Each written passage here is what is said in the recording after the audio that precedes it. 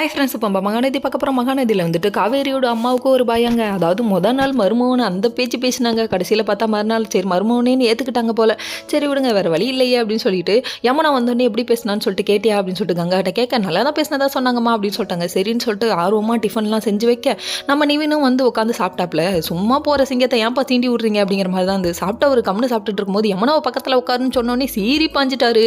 சிங்கம் சீருதுப்பா, ஏஞ்சி ஓடுங்கப்பா அப்படிங்கிற மாதிரி ஆச்சு. கடைசியில் பார்த்தா எனக்கு சாப்பாடும் வேணாம் ஒன்றும் வேணாம்னு சொல்லிட்டு ஏஞ்சி போயிட்டாருங்க. இதை பார்த்தோன்னே கண்டாயிடுச்சு நம்ம யமுனாவுக்கு. என் புருஷன் சாப்பிட்றதுக்கு எடுத்துட்டீங்க அப்படின்னு சொல்கிறாங்க. அடிப்பாவி, உனக்காக தாண்டி எல்லாத்தையும் பண்ணோம், கடைசியில் எங்களை கொத்தூரி அடி அப்படிங்கிற மாதிரி ஆயிடுச்சு. என்ன பண்ணுறது, சூழ்நிலை மாறும்போது நம்மளும் மாறிக்கணும் அப்படிங்கிற மாதிரி ஆயிடுச்சு. இதெல்லாம் ஒரு பக்கம் இருக்குது. அவங்க இன்றைக்கே கிளம்பி ஆகணும்னு நிவின் சொல்ல என்னடி பண்ணுறது, கையில் எதுவும் இல்லையே, ஒரு பவுனாவது போட்டு விட்டு அனுப்பலாமேன்னு சொல்லிட்டு காவேரி கிட்ட போல. நம்ம காவேரி என்ன பண்ணிட்டாங்கன்னா அவங்களோட நகையெல்லாம் கொண்டு வரலான்னு போயிட்டாங்க. போகிற வழியில் நம்ம ராகினி கிட்ட மாட்ட ஏன்டி போகிற வழியில் உன்னையாடி பார்க்கணும் அப்படிங்கிற மாதிரி ஆயிடுச்சுங்க. உட்காந்துட்டு நீ பண்ண காரியத்தை நல்லா யோசிச்சு பாரு அப்படின்னு சொல்லி கேட்க, நீ பண்ண கல்யாணம் தாண்டி கேவலமான கல்யாணம்னு மாற்றி மாற்றி பேசிக்கிறாங்க. உண்மையை சொல்கிறாங்க, மகா தெய்வத்துக்கு சமப்பா, மாறி மாறி உண்மையை சொல்லிக்கிறாங்கப்பா அப்படிங்கிற மாதிரி ஆயிடுச்சுங்க.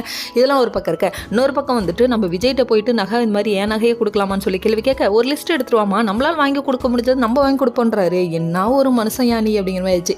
பார்த்தோன்னா உயர்ந்த இடத்துல கொண்டு போய் வச்சுட்டாங்க. அதெல்லாம் ஒரு பக்கம் இருக்க. ஏன் நகையை கொடுக்க பர்மிஷன் கொடுங்க போதும் அப்படின்னு சொல்லிட்டு கொண்டு வந்து கொடுக்குறாங்க. கொடுத்ததுக்கப்புறமா இதெல்லாம் உன் ஹஸ்பண்ட் கொடுத்தது, நீ ஏன் கொடுக்குறேன்னு சொல்லிட்டாங்க.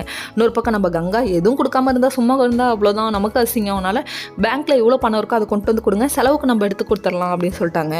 என்ன பண்ணுறது, அப்படியே குமரனுக்கு மூஞ்சி ஒரு மாதிரி ஆயிடுச்சுங்க. நான் பேங்க்குக்கு போயிட்டு வரப்பா வரட்டா அப்படின்னு டாட்டா காமிச்சிட்டு கிளம்பிட்டார் நிவினுக்கு. நிவின் ஒரு பக்கம் கொலை காண்டில் உட்காந்துருக்காரு. யாரு கிடைப்பாங்க, எப்படி டார்ச்சல் பண்ணலான்னு நினைக்கிறாரு. ஐயோ, இதுக்கப்புறம் யமுனா அனுபவிக்க போகிற வழியெல்லாம் ரொம்ப கொடுமையானது. ஓகே ஃப்ரெண்ட்ஸ், நெக்ஸ்ட் வீடியோவில் பார்ப்போம். பாய்.